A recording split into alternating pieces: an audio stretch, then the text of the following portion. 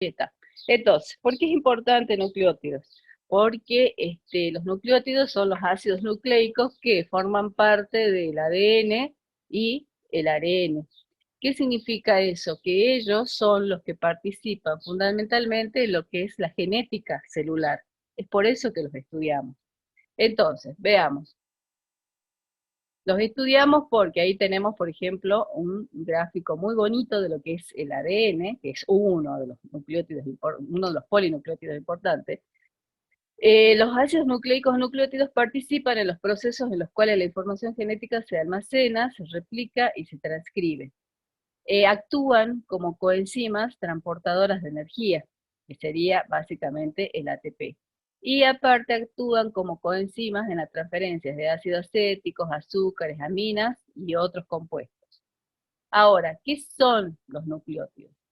Acá nos dice que son ésteres de los nucleósidos. Un nucleósido es una base nitrogenada más el azúcar. Entonces, si tengo un grupo fosfato, que va, en este caso, el ácido fosfórico, que va a esterificar al grupo oxidrilo del carbono 5 del azúcar, entonces yo voy a tener lo que se llama un nucleótido. O sea que el nucleótido estaría compuesto por la base nitrogenada, el azúcar y el grupo fosfato. O sea que hasta ahí es un nucleótido.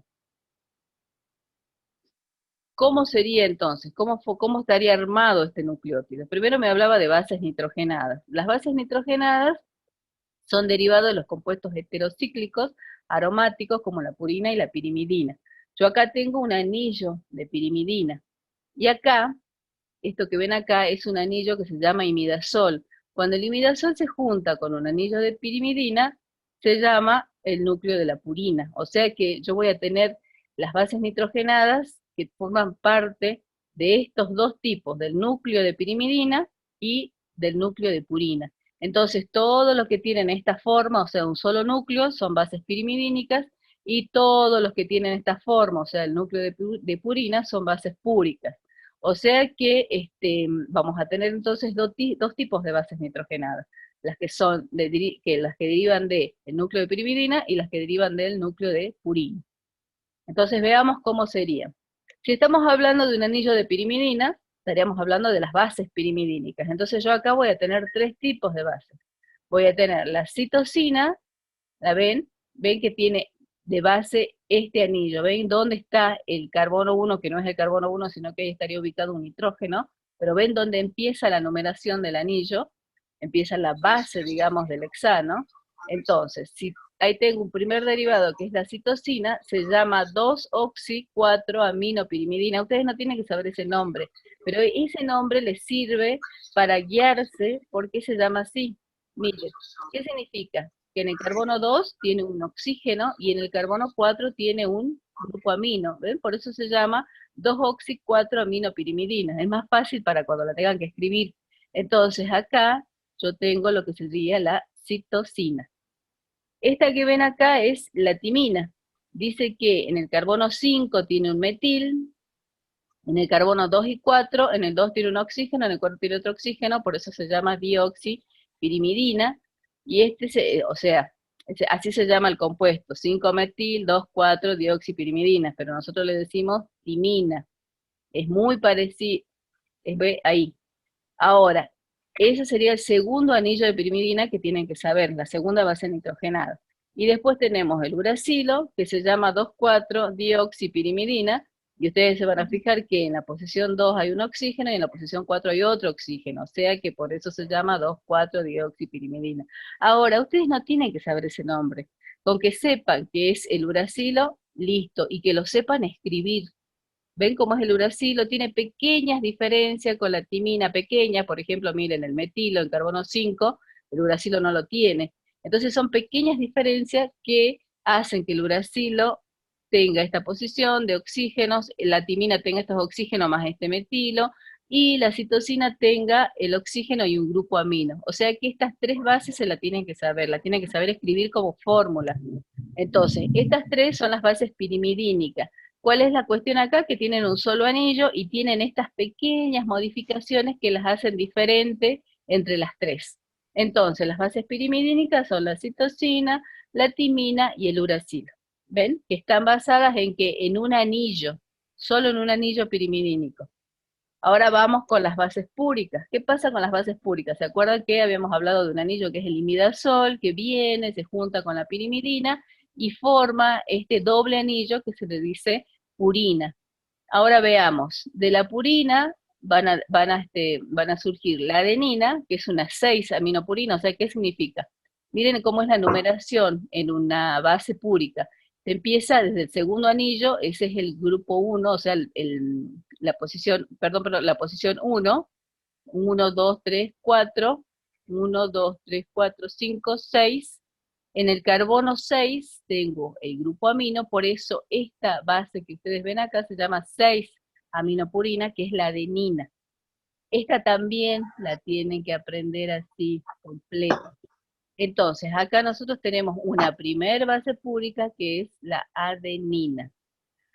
Después vamos a tener la segunda base púrica, que es la guanina. La guanina se llama 2-amino 6-oxipurina.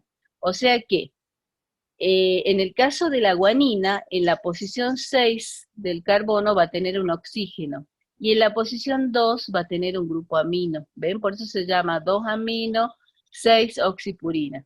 O sea que ustedes en el caso de las purinas van a ver un doble anillo y las posiciones, esta posición 6 aminopurina, 2 amino, 6 oxipurina, las pueden saber desde la función de que ustedes tienen que aprender a hacer la fórmula. Pero en realidad, con que le digan adenina está bien y con que digan guanina está perfecto. La cuestión es que también las tienen que saber escribir bien. O sea, ¿cómo está acá? Ustedes van a ver que en el caso del anillo de pirimidina, la posición empieza acá abajo, en la base del anillo pirimidínico, ahí se empieza la numeración, ¿ven? 1, 2, 3, 4, 5 y 6. En cambio, en el caso de los anillos de purina, ¿qué estamos hablando? Que la posición es diferente, ¿ven? El 1, o sea, el carbono 1, digamos la posición 1, sería esta, al costado del hexano, ¿ven?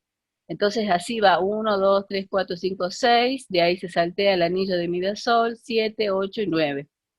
Es importante que entiendan esta posición porque en la posición 9 es donde se une a las bases se unen al azúcar. Entonces, en el caso de las purinas, nosotros sabemos que la posición 9 es la que va a estar unida al anillo del azúcar. En cambio, en la pirimidina sabemos que la posición 1 de la pirimidina es la que va a estar unida al anillo del azúcar. Bueno, entonces sabemos que las bases pirimidínicas son 3 y tienen un solo anillo, citosina, timina, uracilo, y los tienen que saber a la fórmula. Y en el caso de las bases púricas sabemos que son 2, adenina y guanina, y que es un doble anillo. Entonces, con saberse la numeración y la posición, ustedes ya van a poder distinguir lo que es la adenina y la guanina. Muy bien, eso es en cuanto a bases nitrogenadas. Veamos el azúcar.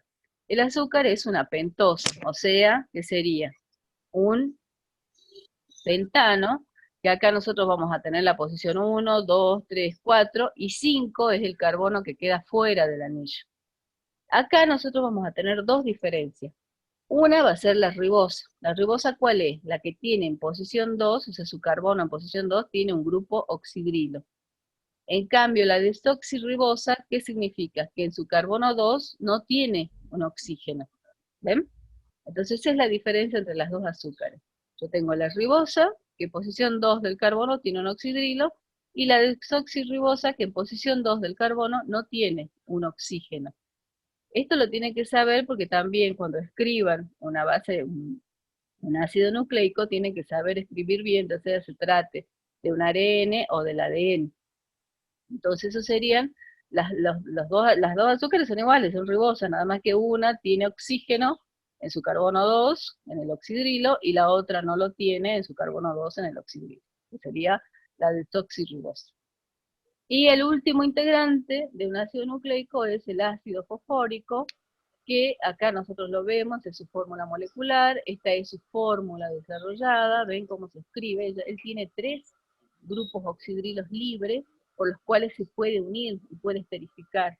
Entonces, si yo tengo una base nitrogenada, tengo un azúcar, el ácido fosfórico con un hidrogenión de su oxidrilo va a esterificarse con el alcohol del azúcar, que está siempre contenido en carbono 5, y al hacer esa esterificación, al juntarse con esta base nitrogenada, que no está unida al anillo de azúcar, que antes era el nucleósido, al esterificarse con el ácido fosfórico se forma el nucleótido. O sea que el ácido fosfórico siempre va a formar parte de un nucleótido. O sea que esos serían entonces los tres. Ácido fosfórico, vamos a hacer un repaso, azúcar, que puede ser ribosa o desoxirribosa, y las bases nitrogenadas, que pueden ser pirimidínicas o púricas. Si hablamos de pirimidínicas, hablamos de citosina, timina, uracilo, y si hablamos de purinas o de bases púricas, hablamos de adenina y guanina, que serían entonces los tres elementos que componen un nucleótido. Bien, hasta ahí lo ven que está sencillito, no hay mayor complicación, ustedes aprendan como nosotros les vamos explicando. Ahora veamos acá. Hablemos entonces de nucleócido. Cuando nosotros hablamos de nucleócido, estamos hablando del producto de una base nitrogenada unido a una pentosa, mediante un enlace beta-N-glucosídico. Miren acá. En este caso, nosotros tenemos una base púrica. Ahí está la posición 9. La posición 9 es la que se va a unir al carbono 1 que está sosteniendo un grupo oxidrilo. Entonces acá se forma una molécula de agua y ahí queda establecido el enlace. Entonces, en este caso son enlaces beta-N-glucosídico. Beta, ¿por qué? Porque el grupo oxidrilo estaba para la parte de arriba del anillo. ¿Se acuerdan cuando veíamos alfa y beta en hidratos de carbono? Entonces, por eso era que lo veíamos, para que ustedes sepan las posiciones. Acá estamos hablando de una posición beta porque el oxidrilo estaba hacia arriba del anillo. Entonces se une con el hidrógeno que estaba sosteniendo este nitrógeno, forma la molécula de agua que se va, como en todas las moléculas orgánicas complejas, cuando se unen siempre hay una molécula de agua que se va. Entonces ahí queda establecido el primer tipo de enlace. O sea que estamos hablando de acá de un enlace de una base púrica con un azúcar. Se trate de una ribosa o de una desoxirribosa. Y acá vemos cómo se une con una base pirimidínica, o sea, en la posición 1 lo mismo, ¿ven? Siempre va a ser un beta, porque necesitamos que el grupo oxidrilo esté en la parte de arriba del anillo, para que con el hidrógeno del nitrógeno pueda formar el agua. Entonces acá estamos hablando de otro enlace beta-N-glucosídico. O sea que así se une una base nitrogenada, en este caso una purina, o una base púrica con un azúcar. Y acá estamos viendo una base pirimidínica con un azúcar. ¿Ven? Ahora veamos cómo sería. Veamos acá. Miren, acá yo tengo, esto es una base pirimidínica, yo acá tengo la posición beta de este azúcar, en este caso estamos hablando de una desoxirribosa, porque ven que la posición 2 del carbono le falta el oxígeno.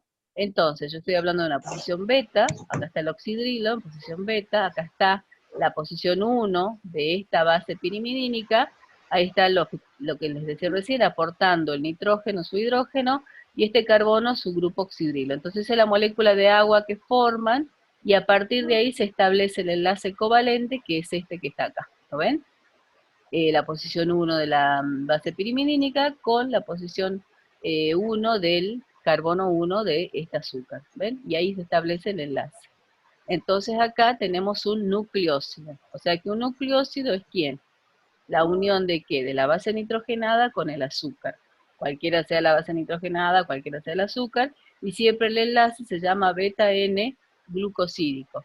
Y siempre va a haber un desprendimiento de una molécula de agua, que es esta que se formó acá, por el hecho de que se tenían que unir estos dos grupos funcionales, en este caso el oxidrilo, para poder formar la molécula de agua que se va y establecer ese enlace covalente. ¿Ven? Y ahí está formado un nucleócido. Cuando a este nucleócido va a venir a esterificarlo un ácido fosfórico en esta posición 5, entonces recién vamos a hablar de un nucleótido. Muy bien, sigamos entonces.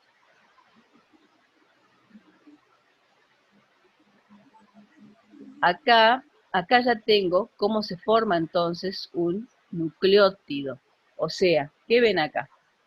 Yo acá tengo la base pirimidínica. Recién hemos hablado cómo se uniría esta base con el azúcar, y entonces cuando ya está establecido este nucleósido va a venir un grupo fosfato, o sea, un ion fosfato, o sea, el ácido fosfórico, con un grupo oxidrilo que va a aportar para esterificarse con el alcohol, que sería el azúcar. Ella va a aportar un hidrogenión, esa es la molécula de agua que se va a formar, y ahí va a quedar establecida la esterificación de que estamos hablando, ¿ven? Entonces, este grupo fosfato está unido a todo este nucleósido. Entonces, yo acá tengo lo que se llama un nucleótido.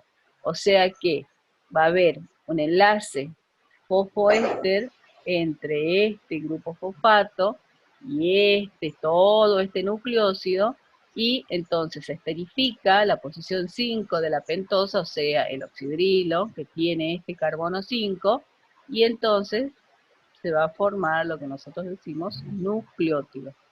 O sea, primero entonces se tiene que formar el nucleósido, base y azúcar. Y una vez que está formado el nucleósido, viene un grupo fosfato a esterificar ese nucleósido y se va a formar lo que es el nucleótido. ¿Ven? O sea que el nucleótido tiene tres componentes: base, nitrogenada, azúcar, cualquiera sea, ribosa, desoxirribosa, y el grupo fosfato. Muy bien, sigamos entonces. Acá lo tenemos también más clarito. Es muy importante que lo entiendan bien. Entonces, acá tenemos, por ejemplo, la adenina, el azúcar, que en este caso es la ribosa. Acá tengo el grupo fosfato, el ácido fosfórico, que aporta su hidrogenión.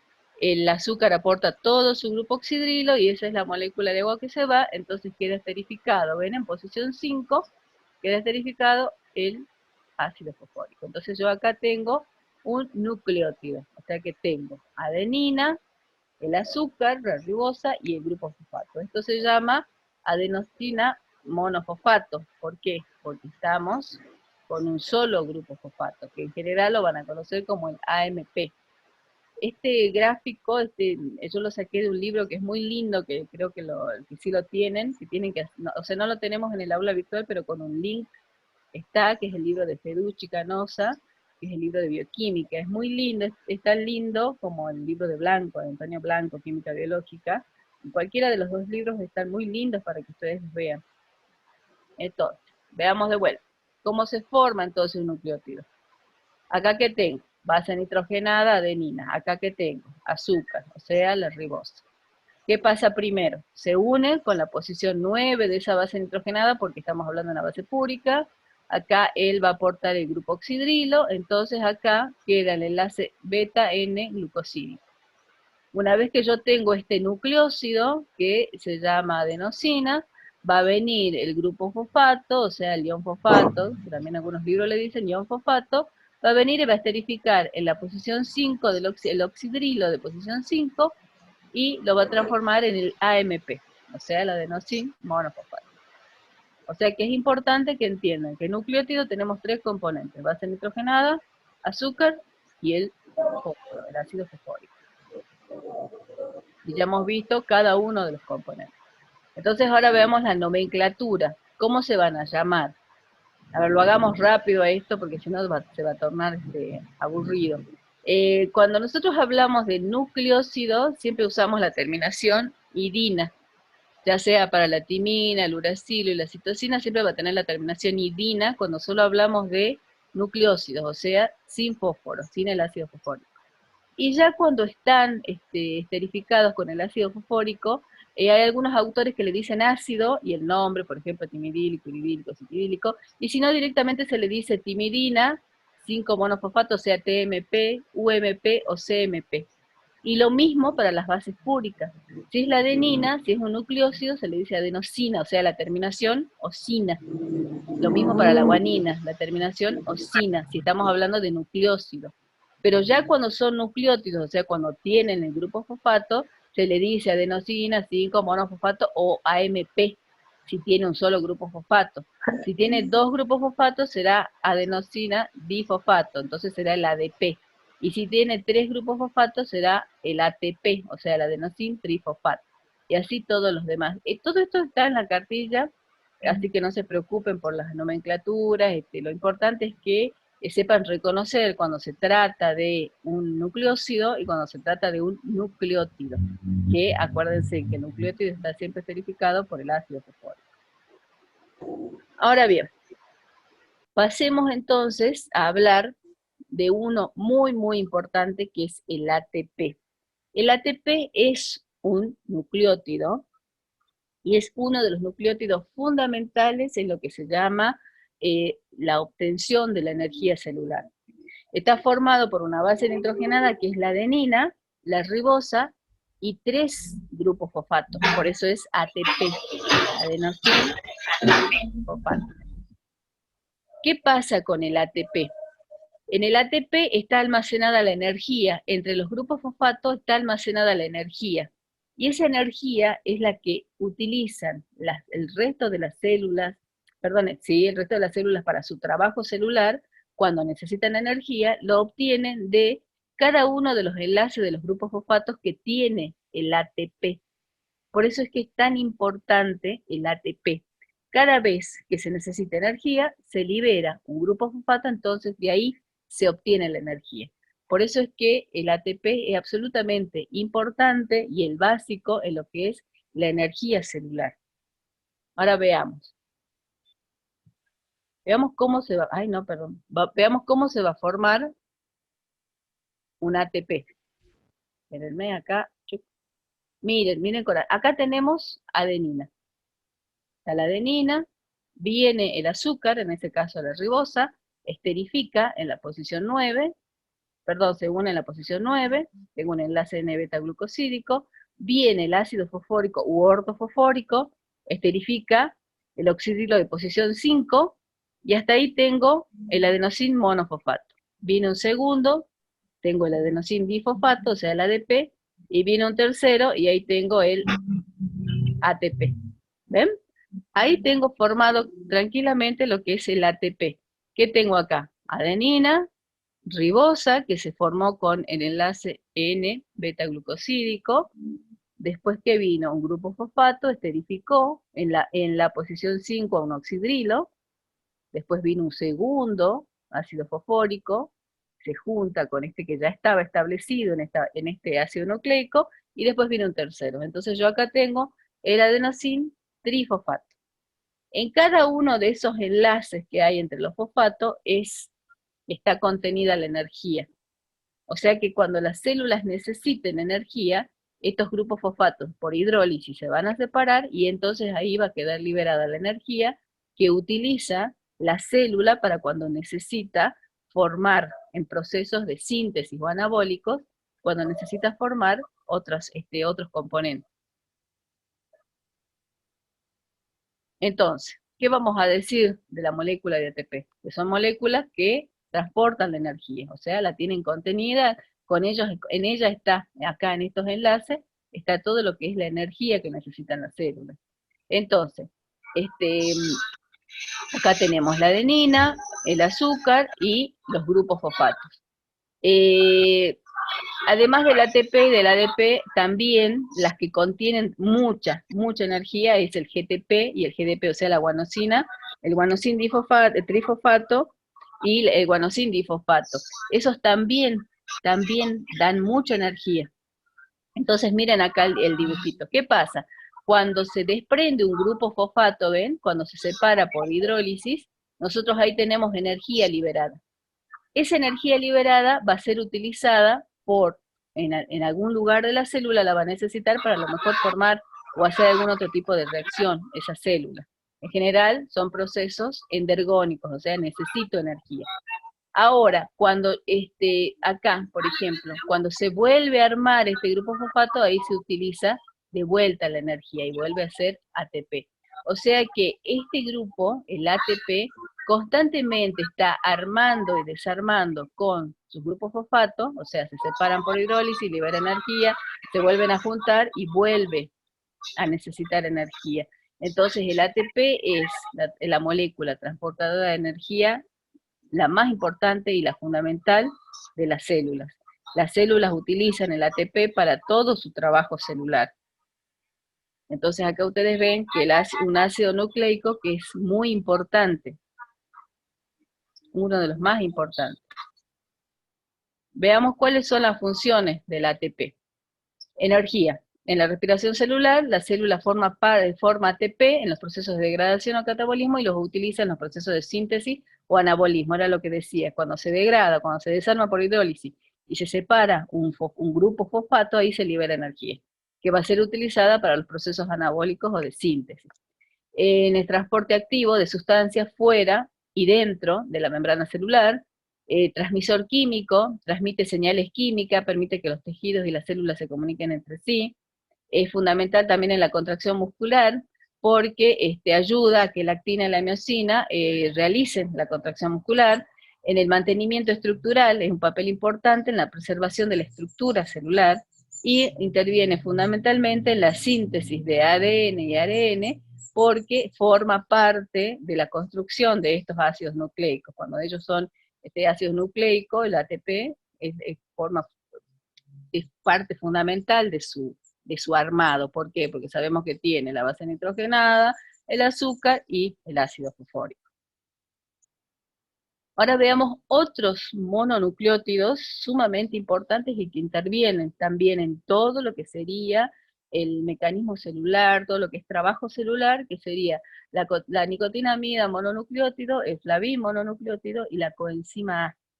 Ahora los veamos cómo es que ellos trabajan. La nicotinamida mononucleótido, que nosotros le decimos NMN, es la precursora o la que forma parte del NAT, que es la nicotinamida dinucleótido. La nicotinamida deriva del ácido nicotínico. El ácido nicotínico es una vitamina muy necesaria para la nutrición del hombre y de los mamíferos, y desempeña un papel fundamental en el metabolismo energético mediante la aceptación y donación de electrones. ¿Por qué decimos esto del NAD? Porque el NAD interviene en los procesos de óxido de reducción en la cadena respiratoria cuando se utiliza en mucho transporte de electrones. Entonces ustedes van a ver acá que este NAD, o sea, nosotros vamos a usar mucho el NAD, todo el tiempo vamos a usar el NAD cuando veamos metabolismo celular, pero ustedes no tienen que saber toda la fórmula del NAD. Aunque sepan escribir NAD, nicotinamida de nucleótido, es suficiente. Pero lo que les queremos mostrar es cómo el NAD está formado, ¿ven? El precursor es el nicotinamida mononucleótido, pero cuando se une a un segundo mononucleótido, forma un dinucleótido, ¿ven? Y acá está formado el NAD. Eso es lo que queremos que sepan, que el NAD es fundamental, es importantísimo para la respiración celular. Eso es uno.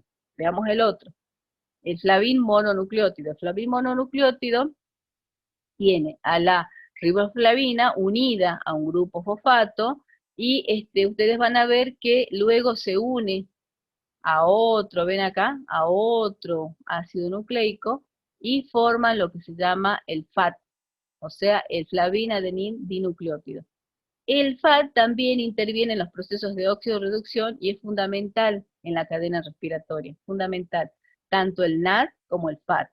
Entonces, acá nosotros les enseñamos primero el flavin mononucleótido como el precursor de del FAT. ¿Por qué? Porque se une un segundo nucleótido y entonces acá se forma un dinucleótido y eso es el FAT.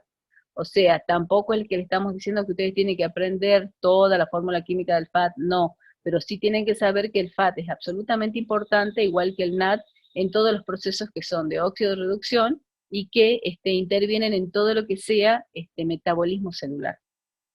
Y veamos el último, importantísimo, que es la coenzima A. La coenzima A está formada por adenosín difosfato, ácido pantoténico y un grupo que en general no lo vamos a ver tampoco, pero bueno, forma parte de ella, que es la mercaptoetilamina. Ahora, no es que tampoco tienen que saber toda esta fórmula, pero esta es la coenzima A. La coenzima A en general la pueden encontrar solita y se le escribe CoA, o si no la pueden encontrar unida a un grupo sulfidrilo. En general, nosotros la representamos así, como coenzima A y unida con un enlace covalente a un grupo sulfidrilo, porque ella también interviene en todo lo que es metabolismo celular, de transporte, y también trabaja mucho con los ácidos grasos. Entonces la coenzima A también es muy importante. Entonces, coenzima A, FAT, que sería este, y NAT son los otros mononucleótidos absolutamente importantes que ustedes los tienen que saber, no como fórmulas, no les estamos diciendo las fórmulas químicas, pero sí que son importantes y todo lo que las funciones que tienen en lo que sería el mecanismo celular y todo lo que hace la célula para poder trabajar con los distintos elementos que ella tiene para poder respirar. Entonces, una vez que hemos visto lo que serían los ácidos nucleicos y los que son los ácidos, los mononucleótidos más importantes, que en este caso hemos hablado de FAT, NAT y coenzima A, veamos qué pasa cuando se juntan muchos ácidos nucleicos y forman una cadena. Ahí surgen lo que son los polinucleótidos. Entonces, cuando hablamos de polinucleótidos, vamos a hablar de qué? De varias unidades de mononucleótidos. Los polinucleótidos están constituidos por unidades de desoxirribonucleótidos enlazadas covalentemente, y eso sería el ADN.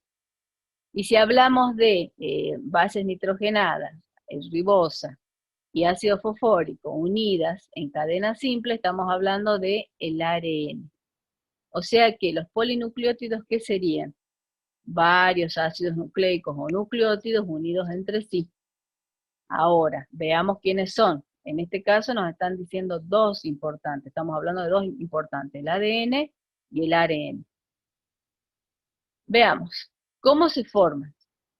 Las unidades de mononucleótidos enlazados mediante un puente de ácido fosfórico que se llama enlace fosfodiéster y que va a unir la posición 5 de una ribosa de un mononucleótido con la posición 3 de otro mononucleótido. Entonces veamos cómo es la unión. Ahí yo tengo la ADN polimerasa que va a ser la enzima, ahí yo tengo un ATP, ahí viene una citosina, ahí se forma la unión, espérenme que lo paro, acá para que lo vean clarito, ahí, miren ahí, entonces yo tengo un primer nucleótido, que en este caso es el ATP, acá viene otro mononucleótido y el ácido fosfórico se une, su grupo oxidrilo se va a unir en la posición 3 de esa desoxirribosa con su oxidrilo. Entonces ahí va a haber una esterificación. Entonces ahí se va a ir formando una como cadenita. ¿Por qué? Porque yo estoy usando en la posición 3 de un mononucleótido con la posición 5 del segundo mononucleótido. Entonces esta unión se llama enlace fosfodiéster 3', 5'. Esas son las uniones, así se llaman las uniones que existen entre dos nucleótidos. Si yo agrego un tercer nucleótido, va a venir a la posición 3 de este azúcar y él, con su ácido fosfórico, va a aportar el oxidrilo, entonces va a quedar unido acá. Y va a haber entonces un tercer nucleótido y así se va a ir formando la cadena. Lo importante es que ustedes entiendan que esta unión se llama fosfodiéster, porque está esterificando para ambos lados, 3', 5'. Ahora pasemos acá. ¿Cómo estaría entonces finalmente la cadenita? Los ácidos nucleicos se mantienen unidos entonces por enlaces fosfodiéster extravecidos entre la posición 3 de una unidad de mononucleótido con la posición 5 del mononucleótido siguiente. O sea que miren acá tengo posición 3, ahí tengo el oxidrilo, acá está el grupo fosfato del ácido nucleico que viene después, se juntan, forman la molécula de agua y queda establecido un enlace. Entonces acá yo tengo el fósforo, que sería lo que nosotros le decimos fosfo, diéster, está formando dos ésteres, 3', 5'. Una vez que tengo establecido esto, viene un tercer mononucleótido y hace exactamente lo mismo. Le aporta el oxidrilo, el ácido fosfórico, en la posición 3 el oxidrilo de posición 3, hay una molécula de agua que se va, y ahí queda una tercera unión fosfodiéster, 3', 5', ¿ven? Y así se van formando las cadenas de nucleótidos de manera de formar un polinucleótido. y siempre las bases nitrogenadas van quedando para un costadito. Ahora entonces veamos uno de los polinucleótidos más importantes, que es el ARN. El ARN está constituido por el azúcar, que es la ribosa, y bases nitrogenadas, que son la adenina, la guanina, la citosina y el uracilo. El ARN es el intermediario para traducir la información genética contenida en el ADN y para la posterior síntesis de las proteínas. O sea que, miren acá cómo es el ADN entonces. Nosotros tenemos los grupos fosfato o el ácido fosfórico, que está haciendo qué cosa, el enlace fosfodiéster está haciendo dos esterificaciones, entonces se llama fosfodiéster 3', 5', fosfodiéster 3', 5', fosfodiéster 3', 5'. Y acá para el lado, para el otro costadito van quedando las bases nitrogenadas. Ahora, el ARN es un polinucleótido de una sola cadena, es monocatenario. Entonces él queda así. Está establecido que él usa al uracilo como una de sus bases nitrogenadas, a diferencia del ADN, que ya vamos a ver que ella usa otra base nitrogenada. Veamos entonces. Yo tengo tres tipos de ARN, que serían tres tipos de ácido ribonucleico. Tengo un ARN que se llama el ARN mensajero. El ARN mensajero copia la información del ADN y la transporta hacia los ribosomas. Se sintetiza a partir del ADN y codifica proteínas. Su función es llevar la información guardada en el ADN hasta los ribosomas. Después tengo un ARN ribosomal o ribosómico, que él está formando parte de los ribosomas y que junto con el ribosoma se encarga de traducir al ARN mensajero cuando viene con la información que trae del ADN. Y después tenemos el ARN de transferencia, que ven cómo tiene una formita especial.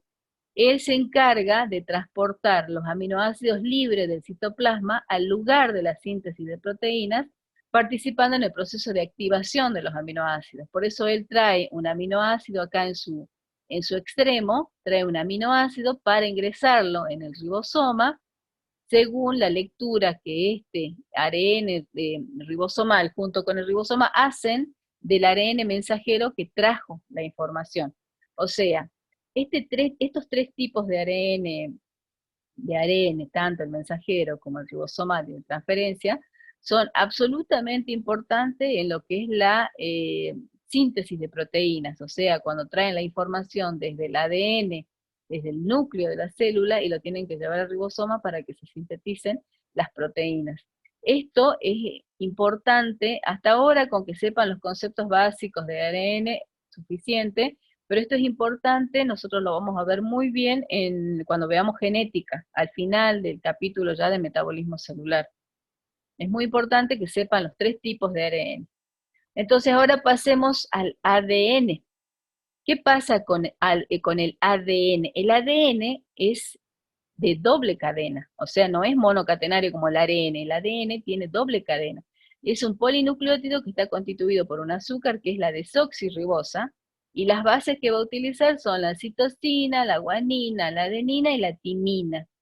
Y por supuesto, bueno, el ácido fosfórico. La molécula de ADN tiene la información genética para poder realizar la síntesis de proteínas. O sea que él es el que tiene la información genética. Ahora, miren acá.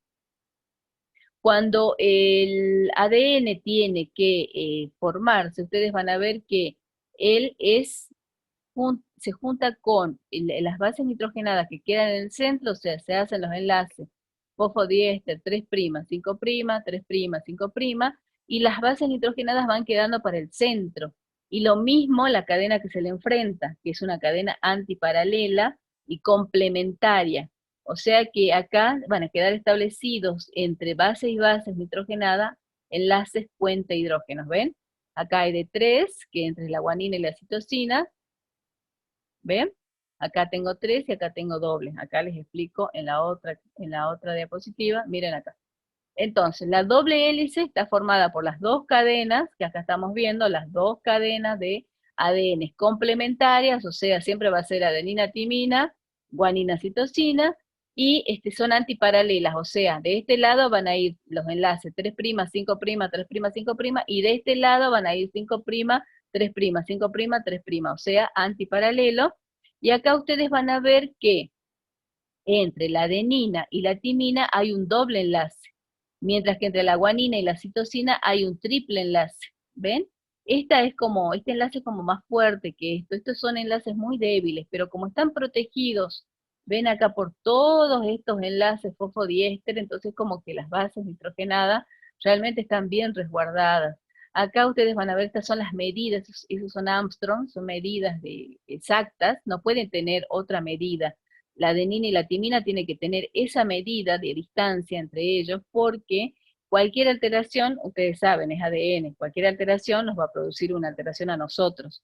Entonces podemos tener alguna enfermedad o nos puede pasar alguna cuestión como ser humano. Entonces esto es absolutamente importante que las medidas entre la adenina y la timina, guanina y citosina sean exactas y que haya una cuestión absolutamente ordenada en cuanto a que son antiparalelas, 5', 3', 5', 3', y la cadena que se le enfrenta al revés, 5', 3', 5', 3', y la complementariedad de bases, adenina con timina y guanina con citosina. Siempre tiene que estar la complementariedad de bases. ¿Por qué? Porque eso determina el ancho del ADN. Nunca puede haber dos bases grandes unidas, o sea, dos anillos eh, púricos unidos, porque serían muy grandes, ni dos pequeñitos, no, ni dos anillos pirimidínicos unidos, porque sería muy angostito. Entonces, el ADN tiene un ancho establecido, que acá ahí lo dice, es un ancho establecido que tiene que tener el ADN de manera tal que nosotros no tengamos ninguna alteración a nivel genético. Muy bien. Veamos entonces, ¿cuáles son las comparaciones entonces que vamos a tener entre ADN y ARN? El ADN tiene dos cadenas de nucleótidos formando una doble hélice y que son complementarias y antiparalelas, mientras que el ARN tiene una sola cadena. El azúcar del ADN es la desoxirribosa, mientras que del ARN es la ribosa. El ADN tiene 4 bases, adenina, citosina, guanina, timina, mientras que el ARN tiene adenina, citosina, guanina y uracilo. Y la función del ADN es que tiene la información genética que se va a transmitir de generación en generación, y el ARN, ¿qué es lo que hace? Realiza la síntesis proteica, o sea que va a llevar esa información a los ribosomas para poder realizar la síntesis proteica. Nosotros después, cuando veamos metabolismo celular, lo vamos a ver como transcripción y traducción, y el trabajo del ADN lo vamos a ver como replicación, que es lo que se realiza en el núcleo celular. Pero por ahora lo importante es que entiendan esta comparación entre ADN y ARN y que entiendan cuáles son las estructuras que tiene cada uno como para que lo sepan diferenciar. Muy bien, eso sería todo. Muchas gracias. Y bueno, ya saben, nosotros este es el equipo que tenemos para trabajar. Cuando necesiten consultas, tranquilamente nos preguntan.